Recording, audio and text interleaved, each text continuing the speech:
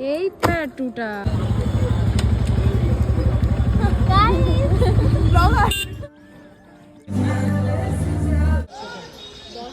So hey guys welcome back to my channel. তো তোমাদের জন্য নতুন আর একটা ভিডিও নিয়ে আসলাম। সকাল সকাল দেখো কে এসে হাজির হইলো আমাদের বাড়িতে, এসেই কমেডি করা শুরু করে দিয়েছে। তো গাইজ আমি তো ঘুম থেকে এসে উঠেছি সেই 12টার সময়, ঘুম থেকে উঠে তো কি করব, তারপর স্নান টান করে আসলাম ফ্রেশ হয়ে, তারপর আবার বেরাবো বিকালের দিকে খেয়ে দে। তো গাইজ এদিকে দিদি রেডি হচ্ছিল আর দেখাচ্ছিল লুক অ্যাট মি। তো এদিকে তো দিদি পাগলামো করছিল, তারপরে এই যে বেরিয়ে পড়েছি। তো হাঁটতে হাঁটতে ভিডিও করতে করতে আমি যাচ্ছিলাম জনাই স্টেশন, তারপর ওখান থেকে যাব আমরা ডানকুনি, একটু কাজ আছে, শপিং করার আছে। তো কি জন্য যাচ্ছি, শপিং করতে যাচ্ছি আমরা। পরশুদিন যাব দক্ষিণেশ্বর যাব, আর ওইদিকে দেখো হনুমান দেখো তোমরা। তো গাইজ হনুমান দেখে তো এই বাচ্চাগুলো ভয় পাচ্ছিল, তারপর হনুমান দেখে আমার ভিতরেও একটা হনুমান চলে এসেছিল। দেখো গাইজ আমি কি করছি। তো দিদি বলছিল লাভ দিয়ে তুই এবার পাটা ভাঙিস না, তাহলে আমাদের দক্ষিণেশ্বর যাওয়াটা ক্যান্সেল হয়ে যাবে। তো গাইজ জনাই স্টেশনে তো চলে এসেছি, আর জীবনে তো টিকিট আমরা কাটি না, তো আজকে আবার টিকিট কাটতে হবে, ডানকুনি যাব তাই জন্য।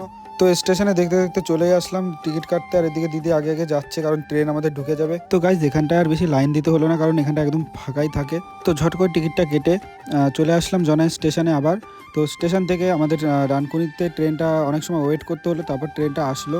তো এখানটায় বসে আমরা ভিডিও করছিলাম, আর দেখতে দেখতে ট্রেনটা চলেই আসলো প্রায়। তো ট্রেনে যা ভিড় ছিল গাইজ, আর কি বলবো, আসার সময়ও ভিড় ছিল, যাওয়ার সময় ভিড় ছিল, সেই জন্য আর বেশি ভিডিও করা হলো না ট্রেনে বসে।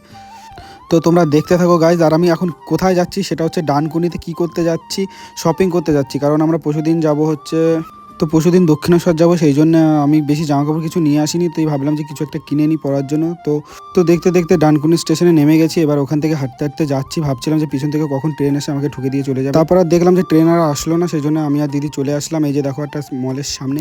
তো গাইজ মলে এসে তো কিছুই বুঝতে পারছিলাম যে কি কিনবো কি কিনবো না।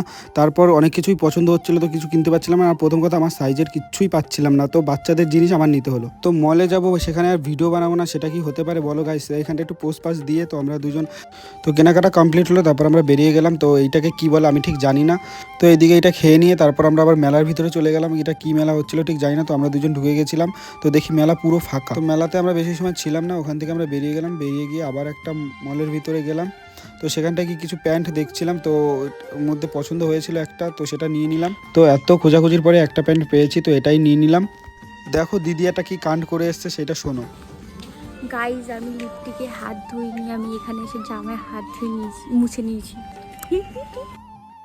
তারপর গাছ এদিকে শপিং করা কমপ্লিট প্রায়। তারপর আমরা দিদি একটা কুর্তি নেবে সেটা দেখছিল ঘাটাঘাটি করে, কিন্তু কুর্তি ওর পছন্দ হচ্ছিল না। তারপর শেষমেশ একটা পছন্দ হয়েছে।